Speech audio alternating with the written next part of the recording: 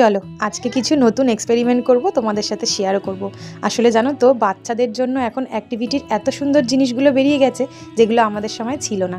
তাই জন্য ছেলের জন্য যেগুলো কিনি সেগুলোতে আমারও খুব ইন্টারেস্ট জাগে যে আমি যদি এটা পেতাম তাহলে কী রকম করতাম। ছেলেকে স্কুলে ভর্তি করার পর যখন যেই বাচ্চার বার্থডে হয় তার মা বাবারাই কিছু ছোটোখাটো গিফট বাচ্চাদেরকে দেয়।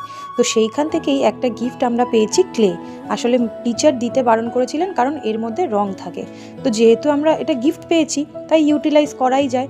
সেই জন্য ভাবলাম ছেলেকে শেখাতে গিয়ে আমিও দেখি একটু চেষ্টা করে। তার জন্য প্রথমে একটা পুতুল আর তারপরে একটা ফুল বানিয়েছিলাম।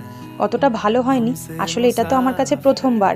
এখন নতুন নতুন ভিডিও দেখে অনেক কিছু শিখতে পারছি। এরপরে যখন ক্লে দিয়ে কিছু বানাবো আশা করি এর থেকে অনেকটা বেটার হবে।